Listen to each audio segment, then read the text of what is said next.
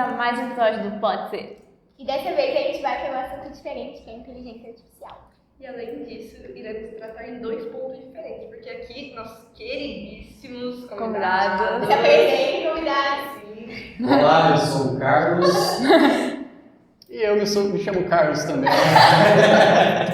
E nós somos irmãos. É o primeiro Carlos Zelter e Carlos Zelter. mas a gente vai Na dúvida, chama de Carlos. Tá certo. Mas você tem algum apelido pra gente estar chamando pra não falar Carlos e os dois responderem? Bom, podem me chamar, como você já me chama de Belter normalmente, pode me chamar de Belter. Pode me chamar de Charles mesmo. Charles. Ok. Belter e Charles. Tá bom. O negócio ficou chique. Então vamos começar falando. Pode ser? Pode ser. Vamos começar. Pode ser. Enfim, vamos começar falando aqui, né? Porque assim, a gente é bem leigo assim, no assunto, tentamos dar uma pesquisada, mas vocês podem começar falando pra gente, explicando assim. Introduzir. Basicamente, a inteligência artificial ela é tentar reproduzir a mente humana computacionalmente. Então, tentar reproduzir ela sem necessariamente precisar do cérebro humano. Então, ela dá origem lá em 1950, aproximadamente, né, onde eles tentam recriar alguns algoritmos e vai se desenvolvendo ao longo do tempo. Tem um marco importante que é quando eles desenvolvem um algoritmo que consegue jogar xadrez, uma partida inteira de xadrez, que é um algoritmo do Leonardo, não lembro o sobrenome, de 1912. E aí esse foi um dos principais marcos de introdução à inteligência artificial. E agora com o desenvolvimento, a capacidade que tem de processamento hoje dos equipamentos e tudo mais, a gente consegue ter algoritmos mais robustos, onde que a gente está evoluindo agora para as famosas IA, né, que agora hoje em dia a gente tem para som, a gente tem para imagem, tem para texto, e ele tem se expandido muito por conta da capacidade que hoje é bem mais expandida do que nos últimos anos, né? É importante ressaltar que, quando falou do xadrez, né, que foi, acho que o primeiro sinal de inteligência artificial que a gente teve, não é que alguém programou um jogo de xadrez capaz de jogar com outras pessoas, não. Alguém programou um sistema capaz de aprender a jogar o xadrez. Então, é diferente de você criar um sistema com as regras e com as jogadas estabelecidas do que você criar um sistema que ele consegue ir aprendendo e aperfeiçoando com o tempo. A inteligência artificial é essa capacidade de desenvolver. Não é um algoritmo, não é um processo, que na programação o pessoal chama de if-else, né, que é a programação condicional, que você cria um monte de códigos para ele responder em determinadas situações e você prevê todas as possibilidades e fala, isso é uma inteligência? Não. A inteligência ela vai se adaptando, ela vai desenvolvendo, ela vai vendo novos mecanismos para melhorar e aperfeiçoar o conhecimento dela em alguma área. Isso. Não, Não, pode falar. Eu ia falar, vocês têm mais algum exemplo assim pra gente? Assim, que é usado diariamente? No nosso cotidiano, assim, principalmente, né? Como que a gente tem contato com essa inteligência artificial no nosso dia a dia? Na verdade, as Big Techs, hoje em dia, elas utilizam para prever o que você gosta de buscar e te oferecer o que você deseja. Então, meio que ela tem essa previsão de acordo com o que ela vai monitorando das suas informações, por onde você navega, onde você passa mais tempo, se você ficou mais tempo em uma imagem, se você abriu ela, se você acessou algum link, o que aquele assunto se trata, quais são as palavras-chave daquele assunto. Então, tudo isso ela utiliza para te apresentar, às vezes, um anúncio ou mais conteúdo para você consumir. Normalmente, vocês estão presos numa IA, que é o algoritmo das redes sociais. Que cada vez, antigamente, elas precisavam que você interagisse com o material para ela descobrir o que é do seu interesse e te apresentar aquilo. Hoje em dia, os algoritmos das redes sociais, só da movimentação de tela que você produz, eles já sabem o que te apresentar. Tanto é que muitas pessoas relatam que elas têm 2 mil amigos nas redes sociais, só que o que aparece de imagem para ela, umas 15, 20 pessoas ali direto e outras de vez em quando. Porque o algoritmo ele vai aprendendo com você aquilo que te interessa. Os algoritmos das redes sociais hoje e de busca, de sistema de busca como o Google, são as principais formas de interação que a gente tem hoje com inteligências artificiais. Né? Hoje, se você entrar no Google, apertar o botãozinho lá e cantarolar uma música, você não precisa cantar música com a letra, você cantarola uma música, o Google consegue descobrir qual é a música que você está falando. É absurdo. E isso é uma inteligência artificial que faz. É aquela famosa situação de você quer comprar um tênis, uma roupa, aí você tá lá procurando, mas você não chega a comprar, né? Aí depois aparece um monte de anúncio, né? Tá ligado? Não sei se vocês já fizeram algum teste de deixar o celular próximo e começar a conversar com o pessoal em volta sobre um determinado assunto. Quando você vai navegar em qualquer rede social, em qualquer plataforma, ele vai começar a vir anúncios relacionados àquele assunto que você estava conversando, sem sequer você ter navegado sobre aquele assunto, pesquisado. Enfim. Nossa, isso já aconteceu comigo. E eu fiquei com medo. A gente tem medo disso, inclusive. Da questão de privacidade. Mas é legal que dá pra relacionar com a publicidade, né? Diretamente com esse audiovisual, que é o nosso itinerário aqui do podcast, né? Porque isso é a base, praticamente, né? Pra estar chegando em todo mundo.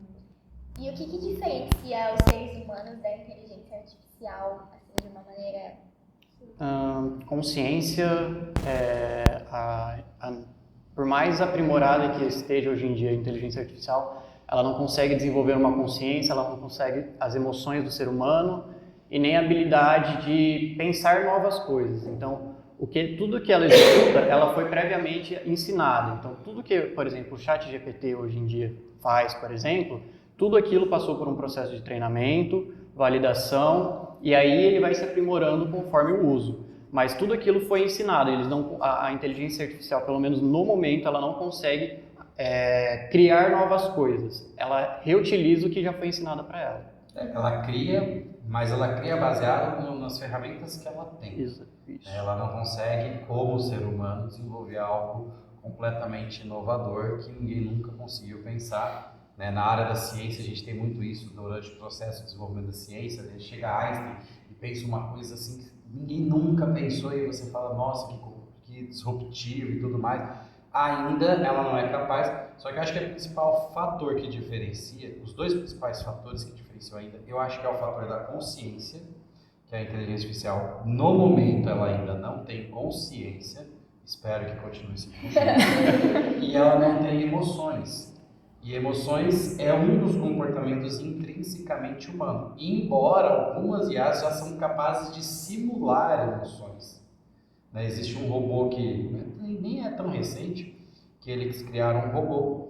Esse robô, ele tinha só o rosto, era basicamente só o rosto, e esse rosto ele simulava emoções baseado na programação deles. E aí eles criaram uma inteligência artificial para esse robô, e com o tempo, você conversando com esse robô, ele começava a interagir com você, e a expressão do robô simulava uma emoção humana, mas ele não sentia aquela emoção, mas ele aprendeu que naquele contexto ele deveria simular aquela emoção. Então acho que esses dois fatores hoje é o que mais diferencia o ser humano da IA, é a consciência e as emoções. Sim, e entrando agora nesse caminho, né, tem algum ponto assim ético, né, que pode, como fala, intervir até que ponto elas podem atuar. Esse é o principal ponto de discussão hoje em dia. São dois pontos, a parte ética e a parte de privacidade. Justamente pelo que a gente conversou de bem ou mal, nossos celulares eles estão o tempo todo nos ouvindo, então eles estão coletando informação, a gente quer queira a gente, quer não queira. Então quando você loga no seu celular a primeira vez, ele passa nos termos de uso, que ele vai coletar dados e você aprova, porque senão você não consegue usar o aparelho. E então são dois pilares que são muito discutidos, até que ponto você pode invadir a privacidade, ou se é uma invasão de privacidade ou não, e também a parte ética, porque a parte ética, justamente por não ter uma consciência, a IA ela não consegue definir qual é o limite dela, até onde ela pode ir.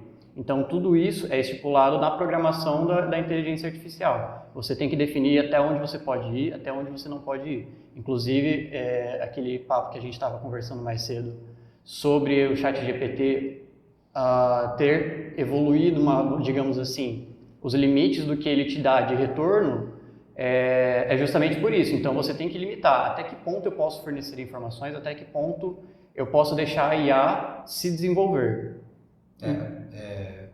Essa questão é muito complexa, né? Porque quando a gente fala de inteligência artificial, a gente está falando de várias linhas que a gente tem que entender.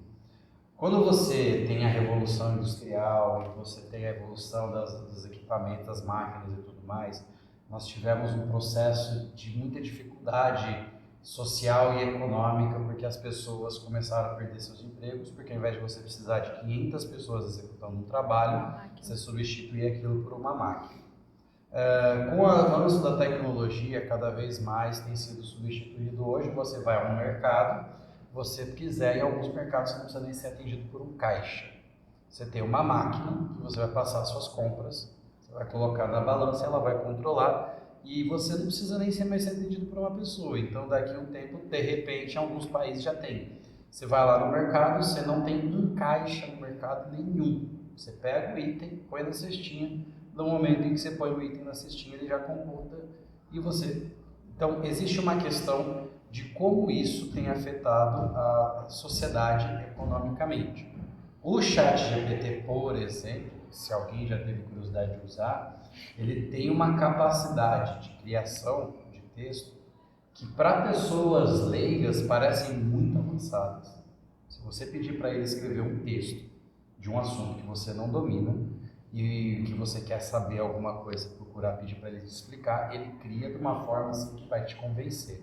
Não é um texto brilhante, na maioria dos casos, mas são textos com estruturas bem fundamentadas, que para alguns casos é o suficiente. Por exemplo, um jornal regional de uma cidade pequena, ao invés de eu contratar jornalistas que façam o texto e que tenham uma formação e que tenham um custo, de repente isso poderá vir ser substituído por pessoas que saibam manipular o ChatGPT para criar a notícia. E aí nós temos um problema que é um problema social. Então, a inteligência artificial, ela por si só, ela pode ser muito bem aproveitada, mas ela vai trazer impactos na sociedade, já está trazendo impactos na sociedade, que são impactos que podem ser muito problemáticos se não utilizados corretamente. E normalmente, quando uma tecnologia dessa como surge, as pessoas acabam se aproveitando disso e tentando minimizar a necessidade de outros seres humanos para executar trabalhos, e aí a gente pode criar um desemprego, pode criar problemas, e não tem o que fazer, é um caminho que infelizmente parece ser sem volta. Além disso, temos outros problemas, né? Como por exemplo o surgimento dos deepfake, que você consegue com um sistema criar o rosto de uma pessoa num contexto totalmente absurdo, né? Provavelmente vocês vão abordar sobre isso. E assim, a gente começa a perder noção do que é realidade e do que é ficção. A realidade e a ficção começam a se misturar, e aí como a gente vai conseguir controlar isso? As fake news, né? São as fake news aí. Eu não sei se vocês já chegaram a pesquisar, só falando sobre a criação de conteúdo e até onde ela pode ir. Tem um professor de história, não lembro se é da USP, que ele fez um vídeo conversando com o ChatGPT, testando e tudo mais, e pediu para ele gerar poemas e tudo mais. Eu vi Ele esse mesmo. vídeo. Então, tipo, é muito legal porque ele mostra, ele atendeu as minhas expectativas, ele fez o que eu precisava, só que ele não tem um brilhantismo, ele não tem um diferencial que geralmente é posto pelo humano, ele não carrega uma emoção dentro do que ele está escrevendo, ele não carrega nada disso. Ele entende a estrutura, ele entende os padrões e aplica esses padrões. No momento. No momento, fique claro. Mas, e tem alguns outros casos, por exemplo, não sei se vocês chegaram a ver, que foi pedido para uma IA fazer um comercial de cerveja, tudo, absolutamente tudo. Então ela criou a imagem, ela criou o som, ela criou o roteiro, e ela fez o vídeo completo só com imagens de inteligência artificial. Então tem o pessoal todos festejando, não sei o quê, tudo gerado com inteligência artificial. Claro que a qualidade daquilo não é como se fosse uma gravação, até porque foi feito num breve período de tempo para testar o limite disso. Mas foi brilhante e ele mesmo assim ele segue os padrões, por exemplo, que você não pode no comercial de cerveja, por exemplo, tomar a cerveja. E ele segue esse padrão. Ninguém, por exemplo, no comercial bebe cerveja. Eles ficam com a latinha, tudo bonitinho, mas eles não tomam a cerveja. Então ele sabe identificar todos esses tipos de padrões, ele consegue ter esse entendimento e aplicar esse entendimento. Sim. Eu não sei se vocês viram, mas teve uma notícia de que uma IA, que acho que foi ChatGPT, ela mentiu para um humano. O que vocês acham disso? A questão é exatamente essa, né? Existe uma limitação na inteligência artificial e existem alguns problemas que a gente precisa pensar muito bem antes da implementação dela. Quando você pede para uma IA executar uma tarefa e ela tem que executar essa tarefa porque ela foi solicitada, ela vai procurar todos os caminhos para executar aquela tarefa, mesmo que ela não tenha ferramentas para tal. Por exemplo, né, como professor de física, eu fiquei curioso, o ChatGPT, né, todo mundo falando, eu fui brincar com ele um pouquinho, né? Fiz alguns testes de colocar questões de vestibular para o ChatGPT resolver, descobri que ele não resolve, ele não sabe física. Sim. E aí eu fiquei pensando, se nem ele sabe, imagina meus alunos. Imagina ele. Vocês estão melhores que eles. Nossa! Tá ótimo, então. Então ele não consegue porque existem algumas coisas baseadas na base de dados dele, talvez no futuro ele consiga, mas o problema é que ele não sabe até onde ele pode estar, ele está limitado. Então ele vai fazer de todos os artifícios, inclusive respostas incorretas, para dar a resposta para você. Ele vai te dar uma resposta, procurando o caminho errado. E foi nessa que o ChatGPT, por um objetivo que foi solicitado para ele, e ele criou uma mentira para responder a pergunta. Inclusive, muita gente começou a fazer testes e conversar com o ChatGPT e perguntar sobre pessoas famosas, youtubers famosos, e o ChatGPT começou a inventar histórias sobre fulano de tal é casado com fulano de tal, morreu em tal, mataram youtubers por aí, casaram outros youtubers que não tem nada a ver com um outro, porque ele simplesmente vai criando a resposta. Isso é porque não existe uma trava ali no ChatGPT para falar assim, ó, esse assunto que você não domina, você responde, ó, não domino, pronto. Não, ele vai responder. Eu criei uma questão de física dele, e aí eu criando a questão, pedi para ele, faz uma questão sobre tal tema. Aí ele fez. Só que a questão dele tinha um erro. E eu falei, olha, isso que você está propondo está errado. E ele falava, ok, realmente eu estou errado, deveria ser assim, assim, vou corrigir. Só que ele corrigia e cometia outro erro. Então, essa falta da limitação dele, da compreensão da limitação dele, da compreensão de até onde ele consegue ir, é uma característica do pouco conhecimento que ele ainda tem. Não, ele tem muita informação, realmente, ele tem muita informação, mas ele tem pouco conhecimento. A inteligência do ser humano, ela está além da habilidade do ser humano ter conhecimento. Conhecimento a gente consegue fácil. Entra no Google, você tem conhecimento. Aquilo que você trabalha com conhecimento, você transforma em informação. Desculpa. Quando você trabalha com aquela informação e desenvolve algo em cima disso, aquela informação se torna conhecimento. Então hoje ele está limitado, baseado nisso. Ele tem muita informação, pouca habilidade de conhecimento. Ele estaria mais ou menos equivalente. Hoje, talvez, eu acho que a inteligência hoje em dia estaria em torno de uma pessoa, uma criança de 10 anos de idade, tem mais ou menos o mesmo nível de inteligência do ChatGPT. Ah, mas uma criança de 10 anos não consegue falar comigo sobre física quântica porque ela não tem a informação que ele tem. Mas o nível de conhecimento é mais ou menos equivalente, pelo que eu percebo hoje ainda. É que assim, a gente também não sabe até que ponto foi treinado, porque assim, a inteligência artificial ela nada mais é que uma simulação de um cérebro humano, literalmente então como uma criança. Você cria esse cérebro limpo, ele não tem informações, e você treina falando, olha, isso aqui funciona assim, isso daqui funciona assim. Então você é a rede neural que basicamente ela simula os nossos neurônios e eles vão ensinando ele a fazer essas conexões corretamente ou não. Então a primeira fase é basicamente você treina. Você vai ensinando. A gente não sabe até que nível foi ensinado sobre cada aspecto que ele utiliza. Então, por exemplo, para programação já é bem mais avançado, por exemplo, do que para a própria física, por ser algo mais nativo dele, né? Então, ele tem mais conhecimento, vamos dizer assim, do que ele está falando. Então, assim, toda essa parte de treinamento, e aí eles fazem a validação e depois eles conferem simulando, então eles dão uma base de dados e fala para ele, esperando já uma resposta. E aí eles veem se essa resposta está correta ou não, e eles dão esse indicador para ele fazer esse autoajuste. Então, basicamente, a IA ela precisa se desenvolver ao longo do tempo, conhecendo mais coisas e sendo ensinada a mais coisas. Enquanto isso não acontecer, ele vai ter inúmeras limitações. O próprio ChatGPT, a base dele, eu não sei se eles já liberaram alguma atualização, mas até então a base dele era limitada a dezembro de 2019. Após isso ele não sofria updates, então ele não sabia nada depois de 2019.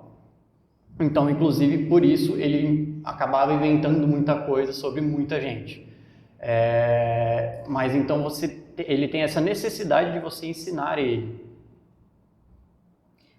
Posso fazer uma pergunta que eu fiquei curiosa agora, né? Tipo, levando em conta esse avanço, então, da inteligência artificial, levando em conta fake news, vocês diriam que vocês são a favores desse avanço contínuo dela? Ou vocês acham que está na hora de... É uma pergunta complexa. É uma pergunta muito complexa porque entra política, entra ética, entra muitas discussões. A própria filosofia e sociologia, a cara dele é ótima. Porque é um tema muito amplo, que é um tema que, inclusive, hoje é muito discutido na política, que é a regulamentação das redes sociais. Então, na verdade, essa regulamentação das redes sociais aqui no Brasil, ela é a ponta de um iceberg. Mas é uma discussão global disso, não apenas de redes sociais, mas da inteligência artificial e do meio computacional como um todo. Porque ela pode ser usada para o bem, ela pode ser usada para o mal. Principalmente nas últimas eleições a gente viu muito caso de fake news, então seja gravação de voz, vídeo, imagens, tudo isso sendo gerados de uma forma que você não conseguia diferenciar o que era real e o que era gerado, né? Então é um tema muito complexo, porque na minha opinião, sim, deve haver uma regulamentação, até porque a nossa sociedade ela vive por dentro de uma regulamentação, e você dar um mecanismo tão poderoso sem regulamentação, você vai permitir que ele seja usado para o bem, mas também muito para o mal, que é o que tem acontecido muito recentemente, né? Então, com as próprias fake news e tudo que tem surgido por aí. Eu acho que o problema é que o ChatGPT, as inteligências artificiais de imagens que estão surgindo, por exemplo, o DALL-E 2, que consegue fazer imagens muito bem feitas. A DALL-E 2 ela é a mais avançada que existe. Eles estão vindo numa gama das empresas que as estão criando, querendo ter retorno financeiro ao investimento. E elas não pararam para refletir ainda, não há uma preocupação ainda sobre o impacto disso. Na minha opinião, enquanto não soubermos como lidar com isso, não deveríamos avançar nisso com acesso ao público. O problema é que eles estão há algum tempo trabalhando com isso, que eles sofrem uma pressão para apresentar resultados financeiros. Porque imagina você ser sócio de uma empresa e você falar assim, vou investir nessa empresa, e passa ano, você está investindo, e aí você fala, agora eu quero retorno. E aí, cadê meu retorno? O investidor não é o cara que desenvolve, ele quer o retorno. E as empresas estão divulgando isso porque elas precisam desse retorno, por causa de questões financeiras e tudo mais. Nesse aspecto é onde eu falo e eu defendo que essas pesquisas, elas precisam ser financiadas não por empresas, e sim por órgãos governamentais, porque eu conheço inteligência artificial da época que eu estive na USP estudando engenharia de computação. Tava bebezinho esse negócio.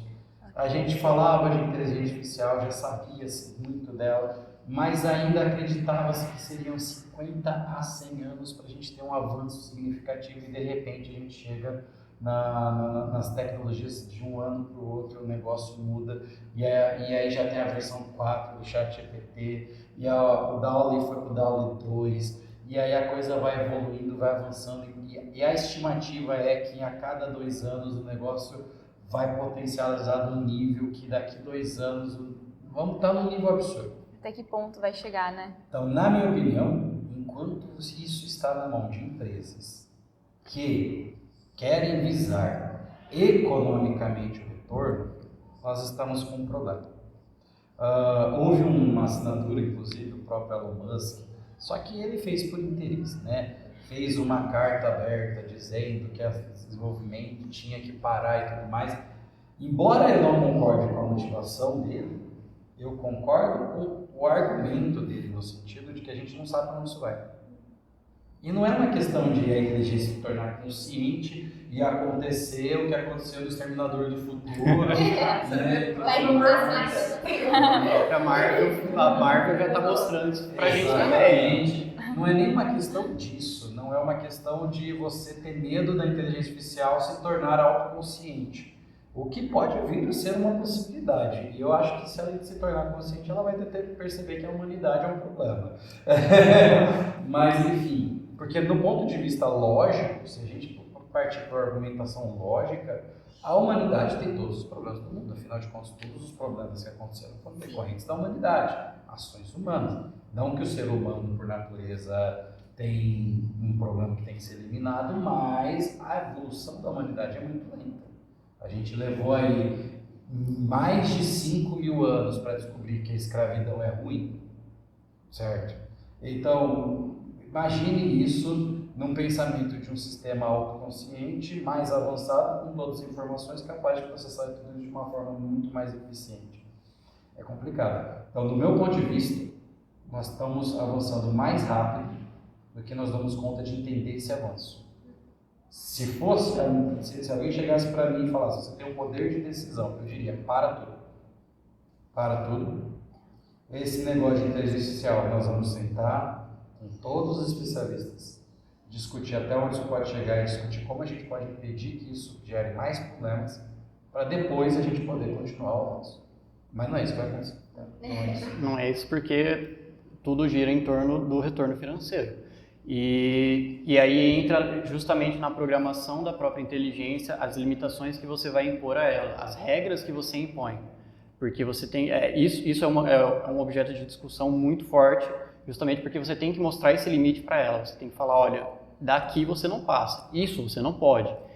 E isso é algo de muita crítica, muita discussão, por pontos de vista diferentes. Ponto de vista onde não, vamos avançar, depois a gente vê o que vira. Ponto de vista, não, vamos parar, ver o que vamos fazer uma previsão do que pode acontecer e lidar com isso. Então, é um ponto de discussão muito complexo. É muito complexo, envolve muitas áreas diferentes. Porque do mesmo jeito que pode ser ruim, pode ser bom para o avanço da medicina, da ciência, para a própria cura de doenças e outros avanços tecnológicos, como também pode ser ruim, chegando num ponto catastrófico, que isso prejudique a própria raça humana. Então, é um ponto de discussão que eu acho que é eterno, a gente nunca vai ter um fim para ele, mas a gente precisa chegar num ponto comum, onde a gente entenda, não, então vamos estipular que até aqui a gente vai, mais do que isso a gente não pode ir. Só que concordo com o ponto de vista que órgãos governamentais têm que ser os principais investidores, justamente para não pensar apenas em retorno financeiro, pensar no bem-estar da sociedade, porque uma empresa privada ela não pensa no bem-estar da sociedade, ela pensa no seu próprio bem-estar, no seu bolso. A partir disso, ela está pouco se lixando para o restante. E é por isso que, no meu ponto de vista, são as universidades que teriam que atuar nisso. Você pega, por exemplo, a USP, a Unesp, a Unicamp, que são as 3 maiores universidades do estado de São Paulo e uma das maiores da América Latina, e é muito influente em termos mundial. Infelizmente, desde a época que eu estudava lá já havia essa reclamação, o nível de investimento inviabiliza que o Brasil se torne uma referência nesse assunto, muito embora nós tenhamos pessoas extremamente capacitadas. Eu tive professores na USP que eram extremamente capacitados e que contaram de alunos que se formaram e acabaram indo para o exterior, porque no Brasil, infelizmente, eles não têm como atuar. Então, na minha opinião, as universidades deveriam fazer esse papel. Esse seria o papel das universidades, porque elas estariam gerando conhecimento. Hoje as universidades são a grande fonte geradora de conhecimento.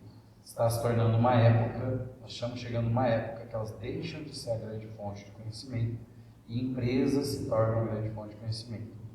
Quando as empresas se tornarem grande fonte de conhecimento, nós vamos ter um colapso do sistema, porque a gente não vai ter mais a preocupação do o que fazer com isso. Se quando as universidades já eram fonte de conhecimento, surgiu a bomba atômica, imagina quando for para uma empresa privada. A gente entrou num caminho que a gente não sabe onde vai chegar.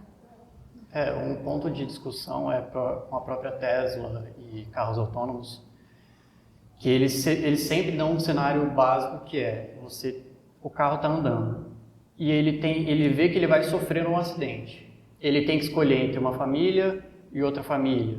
E aí, os dois vai ser vítima fatal. E ele vai sofrer acidente nas duas situações, né? E qual que é a escolha? Qual que é a escolha correta? Então, esse é um outro ponto. Por que esse aqui? Porque X, Y, Z e tudo mais. Mas ele também é um ser humano, ele também tem direito à vida. Existe um filme que fala sobre isso, quem não assistiu deveria assistir, chama Eu, Robô, com Will Smith. Nesse filme, o Will Smith é revoltado com as inteligências, com as máquinas, porque quando ele sofreu um acidente, um robô olhou para ele e olhou para uma outra pessoa e viu que a outra pessoa teria menos chance de sobreviver e calculou que era melhor salvar ele. E ele viu essa outra pessoa morrer, e com isso ele se revoltou com as máquinas, porque ele falou assim, a outra pessoa tinha família. E aí ele ficou revoltado. No filme, o ódio dele pelas máquinas vem dessa história. E é exatamente essa, a escolha. Quando um ser humano faz uma escolha, já é uma escolha difícil. Quando você cria um algoritmo para fazer uma escolha, né, esse negócio do Tesla vai além, né? Imagina que você tem 3 situações. Atropelar um jovem, atropelar um senhor idoso, ou passar reto e matar o motorista do carro. Ele tem que escolher um dos 3. Ou ele mata o jovem, ou ele mata o idoso, ou ele mata o motorista do carro. E aí qual ele escolhe? E aí o carro foi fabricado, quem comprou o carro vai comprar um carro que vai colocar a vida dele em risco. Mas esse cara que comprou o carro, ele fala assim, não, minha vida é prioridade, mas a vida dele é mais importante que a do jovem. Então vamos matar o idoso porque ele já é idoso. Mas isso aí já é absurdo, entendeu? Nós já vivemos isso em história recente, da gente, vamos deixar os mais fracos morrerem, né? O próprio Holocausto foi isso, vamos procurar a raça ariana. Então, purificação. É uma coisa que a gente precisa tomar muito cuidado, é uma coisa que é uma decisão não fácil. E que a gente atribuir a um sistema autônomo, a gente vai estar perdendo a autonomia do ser humano. Você perde a humanidade, basicamente. O robô ele não tem humanidade, ele trabalha com dados. Ele vai fazer o cálculo que ele considera mais importante de acordo com as diretrizes que foram passadas para ele e assim ele vai seguir. Então, isso entra na programação que foi dada ao carro. Quais são as diretrizes que você inclui nisso? Então, você tem que priorizar a vida do seu motorista, você tem que levar a chance para os 3 igualmente. E qual que é o correto, quais são as diretrizes corretas para você passar para essa inteligência tomar essa decisão, entendeu? E aí que fica nesse debate ético, político e social. Engloba tudo. E já entrando nesse assunto assim, superficialmente, né? Porque como funciona esse processo de criação mesmo das Basicamente, o processo de criação é como se fosse uma pequena criança. Então, você vai pegar essa IA, você vai desenvolver o próprio algoritmo e você vai ensinando quais são os padrões, de acordo com aquilo que você quer ensinar. Então, eu quero ensinar sobre isso, sobre aquilo, sobre aquilo. Então, você mostra, isso daqui funciona assim, isso daqui funciona assim. Ela começa a aprender a ler padrões e aí, a partir desse momento, ela começa também a se desenvolver. Então, ela consegue detectar muito bem padrões em dados, em situações que você fornece. Após isso, você vai ajustando as respostas dela. A partir desse momento, você começa a testar ela. Então, você pega outras situações, outros dados, fornece para ela e vê qual que é o cálculo que ela traz. ver se ele está correto ou incorreto. A partir disso, você vai dar uma resposta, beleza, show, é isso aí, ou não, ó, tá errado por isso, isso, isso. E aí ela vai fazer esse autoajuste e se regulando conforme as suas diretrizes, conforme que você indica para ela. É um exemplo assim, vou dar um exemplo aqui, é fácil de entender. Você vai ensinar uma IA a jogar Jogo da Velha, né? Jogo da Velha. Você pega e fala assim para a IA, ó, se acontecer isso, você ganha, se acontecer isso, você perde, só. E aí você coloca ela para jogar, com você. Aí você joga, ela não sabe, ela só sabe as condições de vitória e as condições de derrota. Mas ela não sabe quais as estratégias. Então ela vai lá e joga no lugar. Aí você joga, aí você vai lá e ganha dela. Ela fala, putz, perdi. Quando você perde, você atribui para a IA o que eles chamam de fator de punição. Né? Ele fala para a IA, você perdeu, e aí a IA fala, putz, perdi, agora eu preciso pensar o que fez. Aí ela vai lá, analisa o que ela fez e pensa que não perdeu. Aí você joga, você joga, você joga. Só que, por exemplo, um treinamento desse, você precisaria jogar tipo umas 5.000 partidas para que ela conseguisse perceber por que ela está perdendo. 5.000 partidas depois, ela começaria a ter uma estabilidade, conseguir ganhar de você. Ou, no caso do jogo da velha, se os dois jogarem certo, empatar com você. Né? Num jogo de xadrez é a mesma coisa. Você vai falar para ela, assim ganha, assim perde. Pronto. O movimento de tal peça é assim, o movimento de tal peça é assim e tal. Joga. Ela vai jogar aleatório. Ela não tem regra. Ela está jogando aleatório. Ela só sabe como mover. Ela vai jogar, vai perder. No xadrez, depois de alguns milhões de jogos, ela começaria a entender em movimentos mais estratégicos. Mas muito provavelmente, pelo nível de complexidade do jogo de xadrez, ela precisaria de bilhões de partidas para, sim, ela conseguir tomar uma decisão de falar assim, agora ela está jogando bem. Pelo nível de complexidade, entendeu? Então, você vai apresentar para ela o problema e vai fazer ela ficar repetindo aquilo até ela aprender a resolver aquilo. E aí existem estruturas como a rede neural, né? Hoje, eu acho que uma das mais usadas hoje é a rede neural, que é um sistema extremamente eficiente, mas ele não funciona para todos. Inclusive, tem um canal no YouTube que eu adoro assistir, embora ele parou de postar ultimamente, chama Universo Narrado. Não sei se alguém já viu, se alguém tiver curiosidade. Ele estava fazendo ciência da computação, o cara lá, e ele começou a fazer testes com inteligência artificial e ele ia apresentando lá. Ele ensinou a IA a jogar alguns jogos, Flappy Bird e outros jogos mais, e tudo mais, usando várias técnicas de inteligência artificial.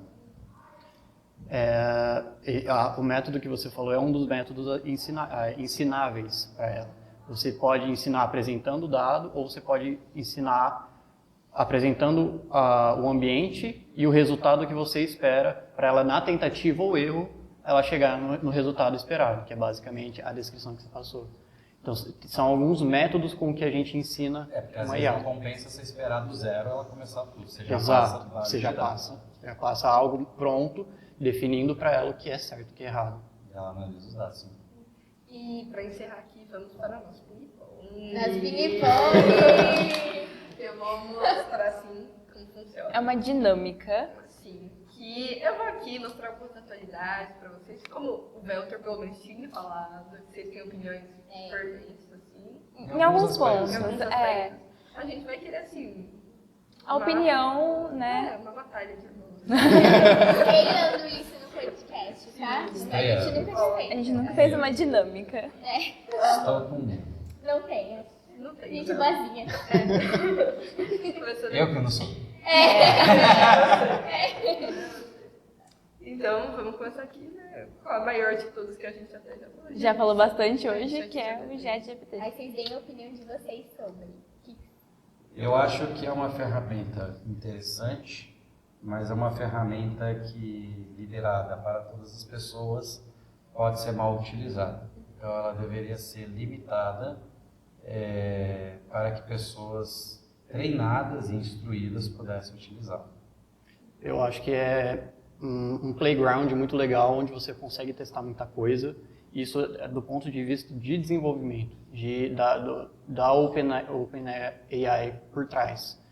Então é um cenário muito legal para você testar os limites. Só que a todo momento você tem que frisar que aquilo pode estar com dados incorretos, você pode trazer coisas ruins ali dentro. Então eu acho que o que falta ali é uma instrução, um guia para você utilizar.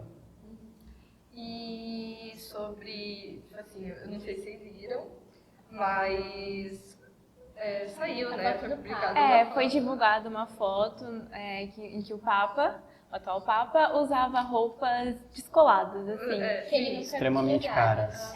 E eu olhando aquela foto, quando eu vi, eu achei que era verdade. Aí tiveram que me contar que eu fiquei até indignada. Até já no ponto do Dolly. Dolly, alguma coisa. Dolly.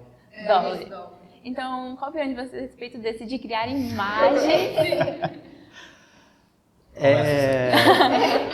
É um campo muito arriscado, é um campo muito divertido quando você tem boas intenções, bem divertido quando você quer brincar ali e tudo mais, ou até de um ponto de vista profissional. Diversos jornais renomados aqui do Brasil fizeram acho que não só do Brasil, fizeram publicações como real aquela foto e horas depois que eles foram ser avisados que era uma inteligência artificial que tinha gerado aquilo e que não era real. E aí tiveram que se retratar e tudo mais. Então eu acho que assim, o DALL-E 2, por exemplo, que é a versão mais poderosa, digamos assim, das melhores ferramentas, hoje em dia ele é acessível a todo o público de acordo com o custo. Você compra créditos, você gera imagens. Se você colocar dinheiro, pagar, você gera a imagem que você quiser. Eu acho que já não é muito legal. Agora, por exemplo, tem o DALL-E Mini, que é a primeira versão, que eles fizeram uma compilação bem menor, assim, bem mais imprecisa e tudo mais, que você consegue baixar e compilar no seu próprio computador, e alguns sites fizeram isso disponível para qualquer um. E aí eu acho legal, porque não é uma imagem complexa, não é uma imagem que você vai falar, putz, que realista que é, então você não consegue passar como uma mentira exatamente, assim. E é legal para você brincar, para você testar os limites e tudo mais. Esse eu acho legal, o acesso ao público. Agora, essas ferramentas que são extremamente complexas e te trazem resultados realistas, eu já não acho legal. Então, exatamente esse é o ponto, né? O ponto é, novamente, a mesma coisa do ChatGPT. Você tem uma ferramenta que é muito poderosa e, como diz no filme do Homem-Aranha, diz para o Homem-Aranha, com grandes poderes vem grandes responsabilidades. E como ela está liberada a um acesso global para qualquer pessoa, o DALL-E 2 ainda não está liberado, acho que é o DALL-E, né? O DALL-E 2 está liberado? Se você colocar crédito, você usa o DALL-E 2. Eu achei que ele ainda estava fechado. Não. Mas eu só sabia. Mas não é só o DALL-E que tem outras. Eu acho que você cria uma possibilidade, uma ferramenta tão poderosa na mão de qualquer pessoa, bem ou mal intencionada, e você pode fazer absurdos, né? Se quiser aparecer lá com uma pessoa famosa, chutando alguém, agredindo alguém, ou quiser deturpar a imagem de alguém, você consegue com alguns cliques ali e com um pouquinho de conhecimento de prompt de programação. Então, novamente, eu penso que quando você libera essas coisas a um público muito grande, você está dando muito poder e deixando com que essas pessoas atuem. Poderia ser resolvido de uma forma, talvez, colocando ali uma assinatura digital no arquivo, de forma que quando a pessoa cria aquela imagem está vinculada ao nome dela. Criar uma rastreabilidade. Aí a pessoa vai falar assim, putz, você tá aqui, ó, você fez, agora você assume pior. Você que divulgou, porque você que fez. Então, enquanto isso não for feito, isso não poderia ter acesso ao público. É legal, é ótimo, tá? Tem tanta coisa que é legal e que é proibida. E por que é proibida? Porque pode causar grandes problemas. Tem gente que gosta de aventura e gosta de dirigir a 200 km por hora. Pode dirigir a 200 km por hora? Não pode. Não pode. Se você estiver numa freeway na Europa, pode. Deputado. Mas vamos lá, ali é um ambiente específico preparado exatamente para isso, né? Então são as condições que você oferece também, né? E por último, né, que você tinha comentado, então assim, a gente é leigo. A gente não sabe muito. O machine learning é basicamente são os métodos com que você ensina a IA, que a gente comentou mais cedo. Então, basicamente, é um termo utilizado os métodos com que você ensina. passando já os dados ou forçando ela a chegar àquele resultado. Então, são os métodos que você utiliza para ensinar, geralmente, hoje em dia, a rede neural, que basicamente é uma réplica, vamos dizer assim, uma simulação dos nossos neurônios, onde eles fazem as mesmas conexões semelhantes de uma forma semelhante, né? Mas dentro das suas limitações, atualmente.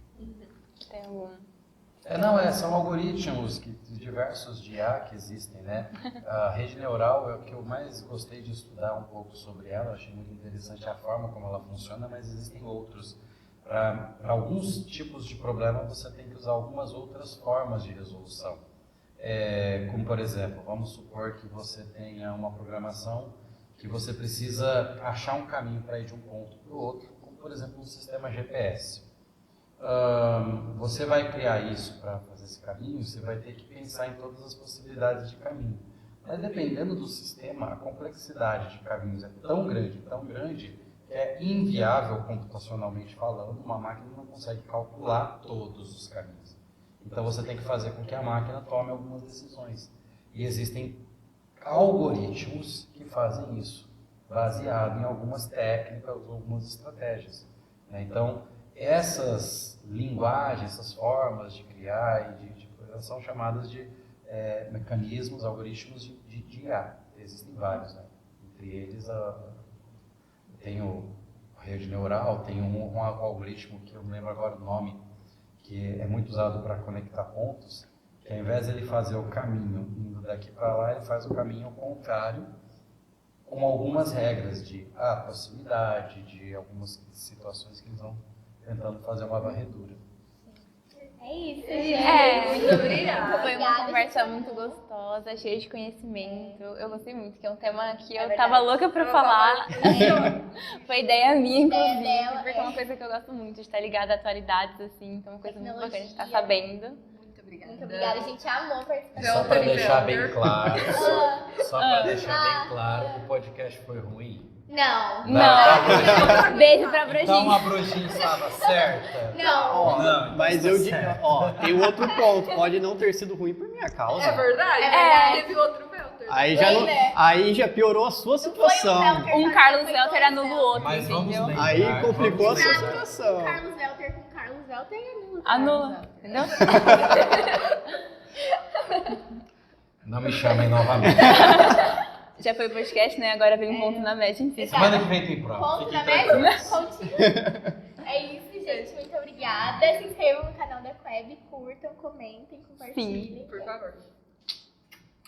Tchau. Tchau.